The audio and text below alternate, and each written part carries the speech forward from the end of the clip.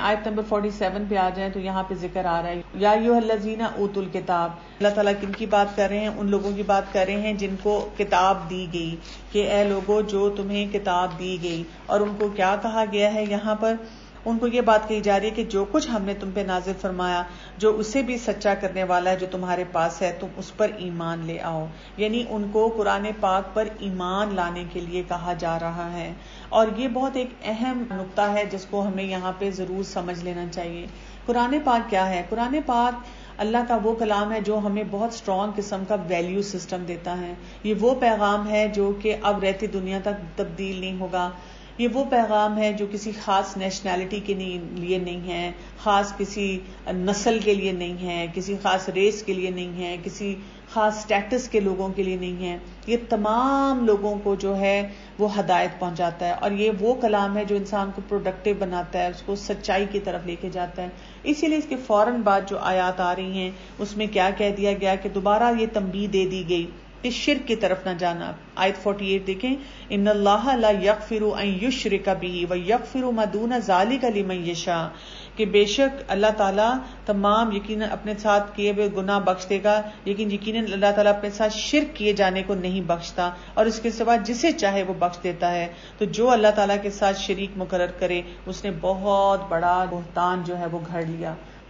آیت 51 پہ آئیں تو یہاں پر پھر ایک اور چیز کی طرف نشاندہی کر دی گئی، اور ہمیں کیا بتا دیا گیا کہ اپنے آپ کو جبت اور طاغوت سے بھی بچانا ہے. جبت کیا ہو جاتا ہے؟ جیسے ہماری زندگی میں مختلف قسم کی سپرسٹیشنز ہوتی ہیں. اور طاغوت کیا چیز ہے؟ تمام باطل قوتیں جو کہ انسان کو شیطانی ٹریپ میں لے جاتی ہیں کہ ہم اللہ تعالیٰ کو بھول کر اور بہت سے کام کرنے لگ جاتے ہیں. تھوڑی سی سپرسٹیشنز پہ بھی یہاں پر ہم بات کرتے ہیں کیونکہ یہ ہمارا بہت بڑا مسئلہ ہے، اور اس کے لیے بہت سارے تھاٹ پروسیسز ہیں جن کی وجہ سے لوگ ایسے کام کرنا شروع کر دیتے ہیں. مثلا جیسے یہ کالی بلی والا جو ہے، تو وہ لوگ کیا کرتے ہیں، وہ نا ایک کنیکشن بناتے ہیں. وہ کہتے ہیں دراصل آج صبح میں نے کالی بلی دیکھی تھی اور وہ میرا راستہ کاٹ گئی تھی، اسی لیے آج میرے ساتھ یہ مسئلے مسائل ہو رہے ہیں. اکثر آپ نے لوگوں کو دیکھا ہوگا وہ کہتے بھی ہیں کہ پتہ نہیں آج صبح صبح کس کا منحوس منہ دیکھا تھا جس کی وجہ سے زندگی میں جو ہیں یہ مسائل آ رہے ہیں. جب آپ ان چیزوں کی طرف توجہ دیتے ہیں تو پھر آپ کو سمجھ آتی ہے کہ یہ سپرسٹیشن جو ہے انسان کی زندگی کو زیادہ مشکل بناتے ہیں. پھر آپ دیکھیں کہ کئی دفعہ انسان جن چیزوں کو ایکسپلین نہیں کر سکتا، یا کسی چیز کے بارے میں آپ کی اپنی انا آڑے آ جاتی ہے، تو ہم ایسی چیزوں کا سہارا لے کر اپنے آپ کو ان راستوں سے بچانا شروع کر دیتے ہیں جہاں پہ ہمیں جانا چاہیے. اچھا، پھر اس کے بعد آپ دیکھیں کہ آیت نمبر 59 پہ آپ آئیں. بہت امپورٹنٹ میسج جو ہے آیت نمبر 59 میں ہمیں یہاں پر دیا گیا ہے، یا ایھا الذین آمنوا اطیعوا اللہ واطیعوا الرسول واولی الامر منکم. اے ایمان والو، اللہ کی فرما برداری کرو اور رسول اللہ صلی اللہ علیہ وسلم کی اطاعت کرو، اور اس کے بعد اولو الامر کی بات پر آؤ. اگر تم میں کسی قسم کا اختلاف ہو جائے تو ان کی طرف لوٹا دو. کتنی خوبصورت طریقے سے ہمیں یہ بات بتائی گئی ہے. آپ دیکھیں کہ یہ اگر آپ فارمولا اپنی زندگی میں اپلائی کر لیں تو آپ دیکھیں گے کہ جو بہت سے تنازع ہیں، بہت سی مشکلات آپ کی زندگی میں، ان میں آپ کے لیے ایک جسٹس سسٹم کو اڈاپٹ کرنا آسان ہو جائے گا. یعنی ہمارا بہت بڑا اس وقت ایشو یہ ہے کہ ہم نا ایسے مسئلوں میں گھرے ہوئے ہیں کہ ہم اس میں سے نکل نہیں پاتے. کبھی ہم ایک شخص کی بات سنتے ہیں، پھر اس کے بعد ہم دوسرے انسان کی طرف چلے جاتے ہیں، پھر ہمیں سمجھ نہیں آتی تو ہم تیسرے کی طرف جاتے ہیں، اور پھر ہم کنفیوز ہو کے بیٹھ کے سوچتے ہیں کہ اب پتہ نہیں مجھے کیا کرنا چاہیے، مجھے تو بات ہی نہیں سمجھ آ رہی. ہمیں کیا بتایا جا رہا ہے کہ جب بھی کوئی معاملہ ہو، آپ کی پرسنل لائف میں ہو، یا اگر آپ دیکھتے ہیں آپ کے ارد گرد جو لوگ ہیں وہاں پہ وہ فیل کر رہے ہیں کوئی مسئلہ، تو پھر آپ کیا کریں گے؟ سب سے پہلے آپ دیکھیں اللہ کا حکم اس کے بارے میں کیا ہے.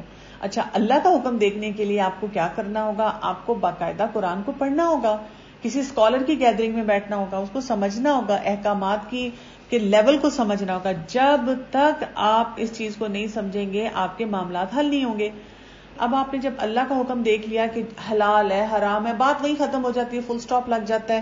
آپ کو کسی اسکالر کے پاس جانے کی ضرورت نہیں ہے، آپ کو سمجھ آ گئی کہ یہ چیز صحیح نہیں ہے، یہ ہم نہیں کر سکتے. اب آپ دوسری سٹیج پہ آ جائیں. دوسری چیز کہ اب آپ نے دیکھنا ہے، فرض کریں آپ نے اللہ کا حکم تو پڑھ لیا، لیکن اب آپ کو سمجھ نہیں آ رہا، آپ کو تھوڑی سی کنفیوژن ہو رہی ہے کہ اس چیز کو اپلائی کیسے کرنا ہے. تو اب آپ کو دوسرا پرنسپل دے دیا گیا یہاں پر. دوسری چیز آپ نے کیا کرنی ہوتی ہے؟ اب آپ نے دیکھنا ہے کہ رسول اللہ صلی اللہ علیہ وسلم کی زندگی میں یہ کیسے ہوا تھا معاملات، کیونکہ ملتی جلتی سچویشنز آپ کو وہاں پہ ملیں گی اور آپ نے ان کے مطابق اپنے فیصلے کر لینے، آپ کا کام آسان ہو گیا. لیکن اب آپ کو پھر بھی کسی قسم کی گائیڈنس چاہیے، یا آپ کو لگتا ہے کہ کسی شخص کو جا کے میں نے کسی سے بات کرنی، کسی کو اپروچ کرنا ہے، تو ہمیں کیا پرنسپل دیا گیا؟ اولو الامر سے جا کے بات کرو. یعنی کچھ لوگ کیا کرتے ہیں، مثلا خاندان میں کیا ہو رہا ہے، کسی کو ساس سے مسئلہ ہے، ہسبینڈ وائف سے مسئلہ ہے، بچے سے مسئلہ ہے، اچھا اس سے بات نہیں کرنی آ رہی، لیکن پورے محلے میں جا کر اپنی ٹریجک سٹوریز پتہ نہیں کتنے لوگوں کو لوگ جو ہے وہ سناتے رہتے ہیں، میرے ساتھ یہ ہو گیا، اس کی وجہ سے میری زندگی میں یہ مسئلہ آ گیا، اور دیکھو اس نے مجھے یہ کہہ دیا. تو بھئی جس سے مسئلہ آپ کو ہو رہا ہے آپ اس سے تو بات کریں. نہیں میں اس سے بات نہیں کر سکتی، تو آپ کا مسئلہ تو حل نہیں ہوگا جب تک کہ آپ اس کو نہیں کریں گے.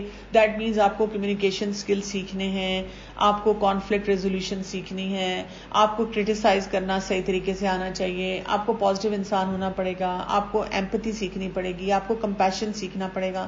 جب تک آپ وہ چیزیں نہیں سیکھیں گے آپ اس انسان سے بات نہیں کر سکیں گے. یا اسی طرح آپ دیکھیں کہ کئی دفعہ جب آپ کسی سے بات کرنا چاہ رہے تھے، جو کنسرن ڈپارٹمنٹ ہے وہاں پہ ہم جاتے ہی نہیں ہے نا. لیٹس سے آپ کہیں ٹریول کر رہے تھے، کسی جہاز میں بیٹھے تھے، آپ کو لگا کہ انہوں نے سروس صحیح نہیں پرووائڈ کی، تو ہم ان کو کچھ نہیں کہتے، ان کو تھینک یو کرتے آتے ہیں، اور واپس آ کے نا ساری دنیا کو بتاتے ہیں کہ میں فلاں ایئر لائن میں ٹریول کر رہی تھی اور توبہ توبہ کتنی بری سروس ہے ان کی. اور وہ آپ کو دے بھی رہے ہوتے ہیں، آفر بھی کر رہے ہوتے ہیں کہ اگر کوئی آپ کمنٹس لکھنا چاہتے ہیں. اس پہ ہمارا ایٹیچیوڈ کیا ہوتا ہے؟ کوئی فائدہ نہیں ہے کمنٹ کرنے کا. ٹی وی کے بارے میں نے دیکھا ہے، لوگ کیا کرتے ہیں کہ ٹی وی بیٹھ کے دیکھتے ہیں گھروں میں، اور پھر اس کے بعد اتنی استغفار پڑھتے ہیں اور پھر کہتے ہیں توبہ توبہ بہت غلط کام ہوتا ہے وہاں پہ، لیکن ان کو کبھی کال نہیں کرتے. کال کون کرتا ہے؟ کال وہ کرتا ہے جو کہتا ہے میں نے گانا سننا ہے، کال وہ کرتا ہے جو کہتا ہے آپ تو بہت ڈیشنگ اور گلیمرس لگ رہی ہیں. لیکن ہمارے جیسے لوگ جو کہ فیل کرتے ہیں کہ میڈیا بہت اسٹرانگ ہے لیکن وہاں پہ صحیح کام ہونے چاہیے، تو ہم اولو الامر کو وہاں بتاتے نہیں ہیں، لوگوں کو وہاں پہ گائیڈ نہیں کرتے، ان کو کوئی صحیح چیزیں نہیں ڈسکرائب کرتے کہ وہ ان کے بارے میں سوچیں. تو یہ بہت امپورٹنٹ پرنسپل ہے، اس کو جو لوگ سمجھنا شروع کر دیں گے تو ہم دیکھیں گے کہ اس سے بہت سے معاملات جو ہیں وہ اسٹریم لائن ہونا شروع ہو جاتے ہیں. آیت نمبر 60 سے آنورڈ جو ہے منافقین کے رول کے بارے میں بات کی جا رہی ہے کہ منافقین کا کیا ایٹیچیوڈز ہوتا ہے، جس طرح سے ان کے دل بیمار ہوتے ہیں اور کس طرح سے وہ بہت سے معاملات کو جس طرح سے لے کے چلنا چاہیے اس طرح سے لے کر نہیں چل رہے ہوتے. پھر اس کے بعد آپ دیکھیں کہ بہت خوبصورتی سے ورس نمبر 69 میں اللہ سبحانہ تعالیٰ پھر موٹیویٹ کر رہے ہیں ہم سب کو، جیسے ہم وہ دعا مانگتے ہیں نا اہدنا الصراط المستقیم، تو اس کے بعد یہ جو بات کی گئی، جیسے آتا ہے کہ ایک صحابی نے آ کے رسول اللہ صلی اللہ علیہ وسلم سے کہا تھا کہ میں تو چاہتا ہوں کہ دنیا میں جس طرح آپ کا ساتھ ہے اس طرح آخرت میں بھی آپ کا ساتھ ملے. تو وہاں پر یہ آیات آئی تھیں کہ ٹھیک ہے وَمَن یُطِعِ اللَّهَ وَالرَّسُولَ، اور جو کوئی اطاعت کرے گا اللہ اور اس کے رسول کی، فَأُولَٰئِکَ مَعَ الَّذِينَ أَنْعَمَ اللَّهُ عَلَيْهِمْ مِنَ النَّبِيِّينَ وَالصِّدِّيقِينَ وَالشُّهَدَاءِ وَالصَّالِحِينَ وَحَسُنَ أُولَٰئِکَ رَفِیقًا. تو کیا ہوگا اگر ہم چاہتے ہیں کہ ہمیں آخرت میں اچھے ساتھی ملیں، انبیاء کو ہم دیکھیں، انبیاء سے ملاقات ہو، وہاں پہ شہداء کے ساتھ ہوں، سچے لوگوں کے ساتھ ہوں، صالحین اچھے لوگوں کے ساتھ ہوں، صالح لوگوں کے ساتھ ہوں.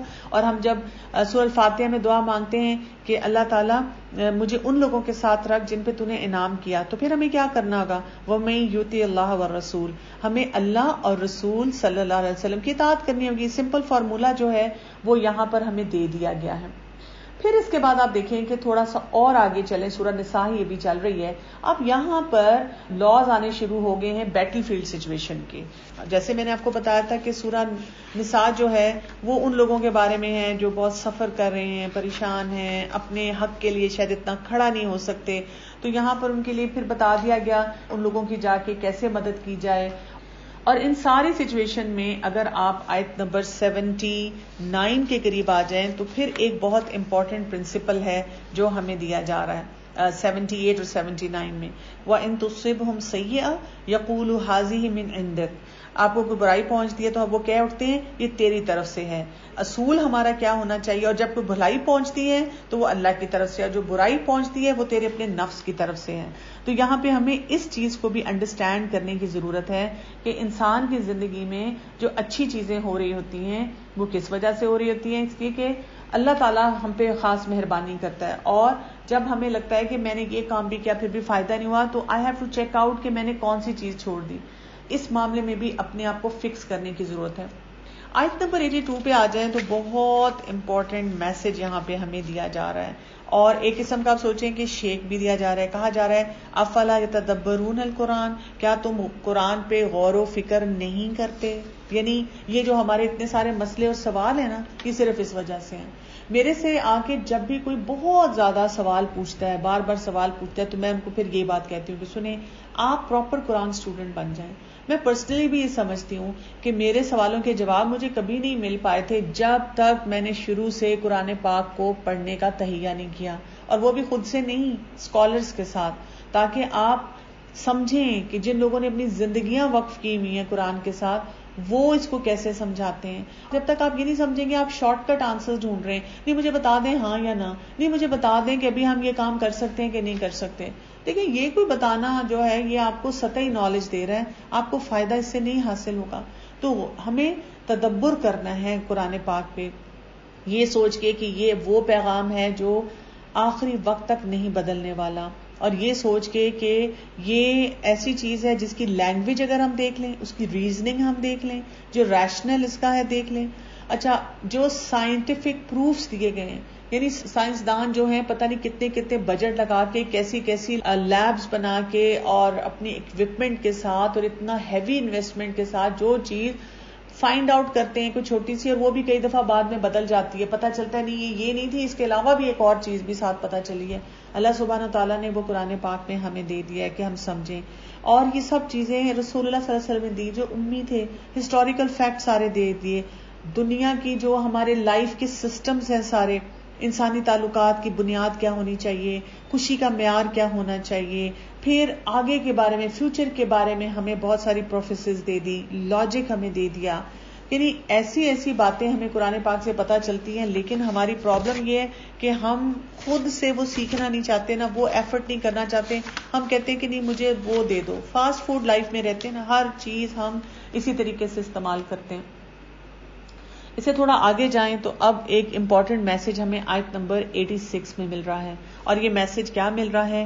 وَإِذَا حُيِّتُم بِتَحِيَّةٍ فَحَيُّوا بِأَحْسَنَ مِنْهَا أَوْ رُدُّوهَا إِنَّ اللَّهَ كَانَ عَلَى كُلِّ شَيْءٍ حَسِيبًا.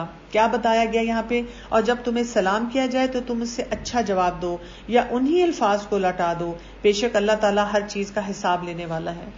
یہ جو ایک معاملہ ہے نا, یہ میں تو اس معاملے میں ایٹ لیسٹ بہت ٹچی ہوں. کیا کہ سلام کرو جواب ہی نہیں آتا, پھر دوبارہ سلام کرو تو اتنا تھکا ہوا جواب آتا ہے. یہاں پہ ہمیں کیا بتایا جا رہا ہے؟ سلامتی کا پیغام دو. سلام کرنا عبادت بھی ہے, سلام کرنا ایک ریسپیکٹفل طریقہ بھی ہے, سلام کرنا محبتوں کو بڑھاتا ہے, سلام کرنا پیغام دیتا ہے کہ میں پیسفل ہوں. اللہ سبحانہ تعالیٰ نے یہاں بتایا ہے, اور ایک حدیث میں آتا ہے کہ وہ انسان کنجوس ہے جو کہ سلام کا جواب نہیں دیتا.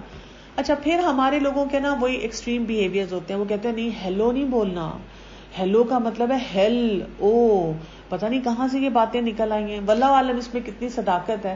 دیکھیں, اگر کوئی ہیلو بولنا چاہتا ہے, ہائی بولنا چاہتا ہے, گڈ مارننگ گڈ ایوننگ کہنا چاہتا ہے تو کہہ لے, اس میں کوئی حرج نہیں ہے. لیکن جو پہلی گریٹنگ ہماری ہے, جو اسلامک گریٹنگ ہماری ہے, وہ سلام کی ہے اور سلامتی کا پیغام دینے کی ہے. اور جو بینیفٹس اور فائدے ہمیں سلام کے ساتھ حاصل ہوتے ہیں وہ ہمیں کسی اور گریٹنگ سے حاصل نہیں ہوتے. یعنی صحابہ کا آپ انداز دیکھیں کیا تھا کہ اگر ایک چھوٹی سی چیز سے وہ الگ بھی ہوتے تھے چلتے چلتے, تو وہ جب ملتے تھے دوبارہ سلام کرتے تھے.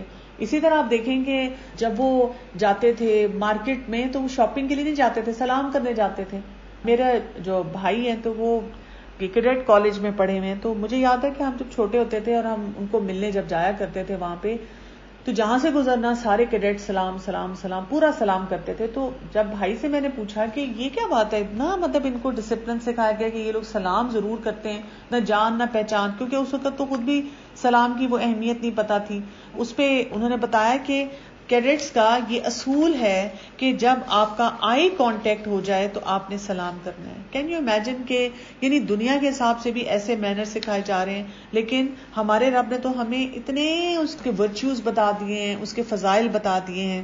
جیسے ایک حدیث میں آتا ہے کہ رسول اللہ صلی اللہ علیہ وسلم نے ارشاد فرمایا کہ تم لوگ جنت میں نہیں جا سکتے جب تک کہ مومن نہیں بن جاتے, اور تم مومن نہیں بن سکتے جب تک کہ ایک دوسرے سے محبت نہ کرو. اور کیا میں تمہیں وہ تدبیر نہ بتا دوں جسے اختیار کر کے تم آپس میں ایک دوسرے سے محبت کرنے لگو گے. اور پھر کیا کہا؟ افشوا السلام بینکم، کہ آپس میں سلام کو پھیلاؤ، یعنی کثرت سے سلام کرنے کے لیے یہاں پہ کہا گیا. میں نے آپ کو بتایا تھا یہ چند آیتیں جو آگے آ رہی ہیں یہ ہمیں بیٹل فیلڈ سچویشن کی بتا رہی ہیں، جنگ کے معاملات کے بارے میں بتایا جا رہا ہے، اور یہاں پہ قتل کے بارے میں کہا جا رہا ہے کہ خطا سے کوئی قتل کرے تو اس کو کیا کرنا چاہیے، اور جو جان بوجھ کے قتل کرے تو پھر اس کا تو مسئلہ اور ہی ٹیڑھا جو ہے وہ ہو جاتا ہے. پھر آیت نمبر 97 کی طرف آپ جائیں تو اللہ سبحانہ تعالیٰ وہاں بتا رہے ہیں، یعنی ان لوگوں کے لیے، کیونکہ بات تھی نا کہ جو بہت اپنے لیے تنگ ہو رہے ہیں، بہت ان کے اوپر ظلم ہو رہا ہے، تو اللہ سبحانہ تعالیٰ یہاں پہ خاص طور پہ ان کو بتا رہے ہیں کہ اللہ کی زمین تو بہت وسیع ہے، اگر تمہیں وہاں کسی قسم کی تنگی ہو رہی ہے تو وہاں سے تم ہجرت کر جاؤ. اور ہمیں پھر یہاں پہ یہ بھی پتا ہونا چاہیے کہ آج کے دور کے لیے ہجرت کیا ہے، کہ ہم اپنے گناہوں کو چھوڑ کر نیکیوں کی طرف آئیں. تو ہم میں سے جو شخص بھی اتنا کسی کے ساتھ وہ سوچ کے کرتا ہے کہ ان پہ اتنا ظلم ہو رہا ہے، تو دیکھیں یہ بہت زیادہ ضروری چیز ہے کہ ہم اس کانسیپٹ کو سمجھیں کہ جہاں پہ ہماری زندگی مشکل ہو رہی ہے، چاہے وہ اسکول کالج ہے، چاہے وہ یونیورسٹی ہے، چاہے وہ ایسا کوئی سسٹم ہے جہاں پہ ہمیں لگتا ہے کہ ہم اپنے دین کو پریکٹس نہیں کر سکتے، تو ہمیں کیا کہا گیا؟ وہاں سے ہجرت کر جاؤ. چاہے وہ کمپنی ہے کوئی. آپ دیکھیں جو بہت سی خواتین یہ نعرہ اٹھاتی ہیں کہ اسلام میں جوائنٹ فیملی سسٹم نہیں ہے، وہ کس وجہ سے ہے؟ وہ اسی وجہ سے ہے کہ ایک عورت کو آزادی ملے کہ وہ اپنے پردے کی باؤنڈری کو اور حیا اور حجاب کو مینٹین کر سکے، اپنے بچوں کی تربیت اس طرح کر سکے جیسے وہ سسٹم اسٹیبلش کرنا چاہتی ہے. یعنی اس کو ایک سپیس دے دی گئی، فزیکل بھی اور ایک ایموشنل سپیس بھی دے دی گئی. اب اس کا یہ مطلب نہیں ہے کہ آپ بالکل کٹ آف ہو کے رہ جائیں، جہاں اپنے ان لاز کو دیکھا منہ دوسری طرف کر لیں. اس سپیس کو ڈیفائن بھی کر دیا گیا نا. جیسے کچھ لوگ ہوتے ہیں جو میں نے دیکھا ہے کہ بڑے بڑے گھروں میں، کیونکہ ان کے جوائنٹ بزنسز ہیں، وہ اکٹھے رہتے ہیں، لیکن انہوں نے گھروں میں الگ الگ پورشنز دے دیے ہوئے ہیں ڈفرینٹ اپنے بھائیوں کو، بہنوں کو، اور اب وہ اپنی سپیس میں رہتے ہیں اور وہ اپنے انڈیویجول فیصلے کرتے ہیں. تو یہ جو سپیس ہوتی ہے نا، یہ بہت زیادہ ضروری ہوتی ہے انسان کے لیے کہ جب اس کو ملتی ہے تو وہ کام کر سکتا ہے. یعنی آپ اپنے بچے کو ایسے انسٹیٹیوشن میں ڈالیں جہاں پہ بہت سے غلط کام ہو رہے ہیں، پھر آپ ایکسپیکٹ کریں کہ وہاں پہ مسائل نہ ہو آپ کے بچے کو نا. آپ کو ہجرت کرنی پڑے گی، آپ کو کسی ایسے ادارے میں ڈالنا پڑے گا جو آپ کی ویلیو سسٹم کے مطابق ہو. آپ کے نہیں جی میں کیا کروں، مجھے کام تو اسی آفس میں کرنا ہے لیکن وہ مجھے نماز پڑھنے کی اجازت نہیں دیتے. کیوں؟ آپ ان کے بہت اچھے پیکج کی وجہ سے وہاں ہیں، لیکن آپ یہ نہیں سوچ رہے کہ اللہ تعالیٰ کے احکامات آپ کو چھوڑنے پڑ رہے ہیں، تو یہاں سے بھی آپ کو ہجرت کر دینی چاہیے. آپ ایک دم چھوڑ کے ایموشنل فیصلہ نہ کریں، look around for a job, اور تھوڑے کم پیسوں پہ آپ کمپرومائز کر لیں. اسی طرح ہم بہت سے جو لوگ مسلمان ملکوں سے نکل کر غیر مسلم ممالک میں رہتے ہیں، اب وہ وہاں کہتے ہیں جی ہمیں تو ایسی جاب کرنی پڑتی ہے، ہمیں لیکر سٹور میں کام کرنا پڑتا ہے. نہیں، اللہ تعالیٰ نے کوئی ایسی ہمارے لیے مشکل نہیں رکھی. آپ کم میں گزارا کر لیں، تھوڑا کھا لیں، لیکن اپنے آپ کو ان راستوں پہ نہ لے کے جائیں جہاں پہ آپ کے لیے مشکلات ہوں.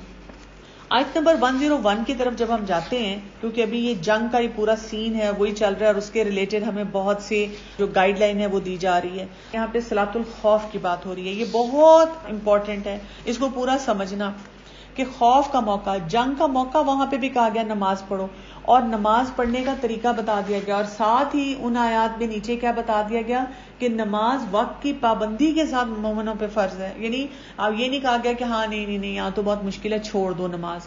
آپ امیجن کر سکتے ہیں جنگ کے موقع پہ جب نماز کے لیے اتنی سختی ہے، تو عام زندگی میں ہمارے پاس کیا جواز بنتا ہے کہ ہم اپنی نمازوں کے لیے اس طرح سے اس کا خیال نہ رکھیں. آیت نمبر 127 پہ آپ آ جائیں. وَيَسْتَفْتُونَكَ فِي النِّسَاءِ، اور وہ تم سے عورتوں کے بارے میں فتویٰ مانگتے ہیں. میں نے آپ کو کہا تھا نا کہ ہم پہلے بھی اس طرح کے احکامات دیکھ رہے تھے کہ خواتین کو کہاں کہاں پروٹیکشن ملتی ہے، خواتین کے کہاں کہاں مسائل ہیں جن کو حل کرنے کی ضرورت ہے، کہاں کہاں پر ان کے ساتھ زیادتیاں ہو رہی ہیں، اور اس میں یتیم بچے بھی شامل ہیں. اور ایک دم سے گفتگو کا سلسلہ چینج ہوا تھا، اور اس میں جنگ کی بھی بات ہوئی، اس میں حقوق العباد اور حقوق اللہ کی بات ہوئی، قرآن کے اوپر تدبر کرنے کی بات ہوئی. یہ سب احکامات کیوں آ گئے ایک دم بیچ میں؟ اس لیے کہ جب بھی ہم کسی سوسائٹی میں چاہ رہے ہوتے ہیں کہ جو اپریسڈ ہیں، جو سفر کر رہے ہیں، جن کو ان کے حقوق نہیں مل رہے، ان کو ہم حقوق دلائیں، تو وہ صرف ایک ریلی رن کرنے سے، سوشل میڈیا پہ ایک کیمپین رن کرنے سے، اس سلسلے میں کوئی مووی یا ڈرامہ بنانے سے، یا خواتین کے حقوق کے لیے پلے کارڈ اٹھانے سے جس پہ ہر طرح کے میسیجز لکھے ہوں، مسئلہ حل نہیں ہوتا. مسئلہ حل کرنے کے لیے پورے سٹرکچر میں تبدیلی لانی پڑے گی، پورے سٹرکچر کے اندر خدا خوفی ڈالنی پڑے گی، پورے سٹرکچر کو سمجھانا پڑے گا کہ قرآن پڑھیں. نہیں تو کیا ہے، اوپر سے لاز امپوز کر دیں گے، لوگ اس میں سے اپنے آپ کو بچانے کے طریقے جو ہیں وہ نکال لیتے ہیں اور سٹرکچر تبدیل نہیں ہوتا. تو دیٹ از وائی اللہ سبحانہ تعالیٰ نے اس سارے سسٹم سے، سارے سلسلے سے گزارنے کے بعد اب عورتوں کی بات کی کہ ہاں اب اگر لوگوں نے قرآن پڑھنا شروع کر دیا، اب اگر لوگوں کو یہ بہت سارے مسائل سمجھ آنے شروع کیے، تو اب معاملات کو کیسے لے کے چلا جائے. آیت نمبر 124 کو بھی دیکھ لیں.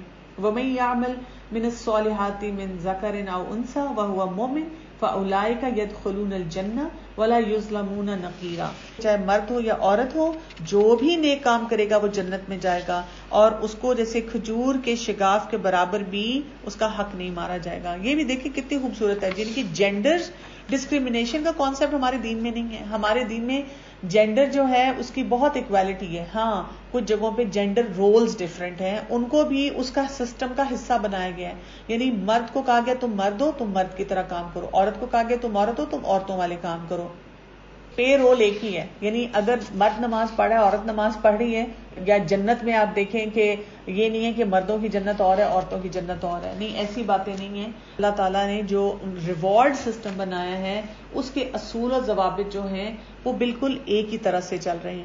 تو اس سلسلے میں ان کو کہا گیا ہے کہ یہ آپ اپنے لیے کوئی پریشانیاں نہ پالیں، انصاف کے ساتھ سارے معاملات جو ہیں ان کو حل کرو. اور اس سے پہلے اگر ہم 127 جہاں ہم نے عورتوں کے فتوے کی بات کی، اس سے 130 تک کی جو آیات ہیں ان کو دیکھتے ہیں تو یہاں پر یہ بات بھی آ جاتی تھی کہ اگر مرد جو ہے وہ نشوز پہ آتا ہے، اگر مرد جو ہے وہ اب زیادتی کرنا شروع کر دیتا ہے، تو آپ دیکھیں گے کہ یہاں پہ عورت کو یہ کہا گیا کہ اگر تمہارا مرد نشوز پہ آتا ہے تو تم اپنا دل تھوڑا سا بڑا کر لو، اور کیا کرو، کسی طرح سے اپنی تھراپی کرا لو اپنے ہسبینڈ کے ساتھ جا کے، اور کوشش کرو کسی طرح سے تم بسی رہو. کیوں؟ یہ زیادتی نہیں ہے ایک عورت کے ساتھ، نہیں، اس لیے کہ دیکھیں عورت جو ہوتی ہے نا وہ ایک نیوکلیس ہوتی ہے فیملی کا. عورت جو ہوتی ہے نا یہ صرف ہمارے ملک میں نہیں ہے، یہ صرف پاکستان کا مسئلہ نہیں ہے، یہ ورلڈ اوور مسئلہ ہے. ہم سمجھتے ہیں کہ ایک عورت آزاد ہو جائے گی اور وہ چھوڑ کے آ جائے گی تو بہت اچھی طرح سے رہے گی. نہیں، اللہ سبحانہ تعالیٰ ہمیں بتاتے ہیں کہ عورت کو ایک پروٹیکٹیو سسٹم چاہیے ہوتا ہے.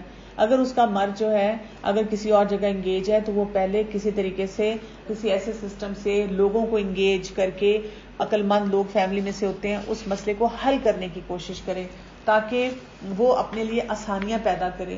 یہ نہ ہو کہ وہ گھر چھوڑ دے، اس وقت ایموشنل ہو جائے اور بعد میں پچھتائے، اور بعد میں اس کے بچے بھی سفر کریں اور وہ خود بھی سفر کرے. تو تھوڑا سا اس کو کہا گیا کہ وزڈم کے ساتھ ان معاملات کو پہلے لے کر چلے جہاں تک وہ لے کے چل سکتی ہے. آیت نمبر 135 میں آپ دیکھیں پھر کیا کہا گیا، یا ایھا الذین آمنوا کونوا قوامین بالقسط، انصاف کے ساتھ سارے معاملات کو لے کر چلو. یہ اگر ہمیں سمجھ آ جائے تو آپ دیکھیں کہ بہت سے ہمارے جو مسئلے ہیں وہ ویسے ہی حل ہو جاتے ہیں.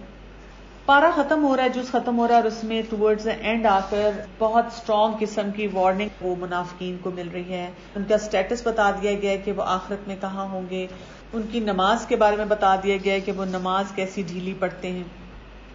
اور بالکل اینڈ میں جو آیت ہے اس کو اگر آپ دیکھیں کیا آتا ہے، ما یفعل اللہ بعذابکم ان شکرتم وآمنتم، تمہارا اللہ تمہیں کیوں سزا دے گا اگر تم شکر گزاری کرو اور تم ایمان پہ کام کرو. وکان اللہ شاکر علیما، اور اللہ تعالیٰ تو بہت قدردان اور پورے علم والا ہے. یعنی آپ سوچیں کس قدر خوبصورت انداز سے پارے کو اختتام پہ لایا گیا اور اس سارے معاملے کو سمیٹا گیا کہ اللہ تعالیٰ قدردان ہے، شاکر ہے. اللہ تعالیٰ کیوں ہمیں عذاب دینا چاہے گا؟ اللہ تعالیٰ کیوں ہماری زندگی کو مشکل بنانا چاہے گا؟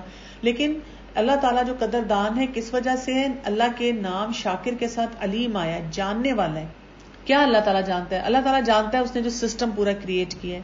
اللہ تعالیٰ یہ جانتا ہے ہماری کیپیسٹی کتنی ہے. اللہ تعالیٰ یہ جانتا ہے ہماری اسٹرگلز کتنی ہیں. اللہ تعالیٰ یہ بھی جانتا ہے کہ ہم کتنی ایفرٹس کر رہے ہیں. اللہ تعالیٰ یہ بھی جانتا ہے کہ ہم کہاں کہاں ڈھیلے پڑ جائیں گے یا کمزور پڑ جائیں گے یا ہم اس مسئلے کو حل نہیں کر پائیں گے.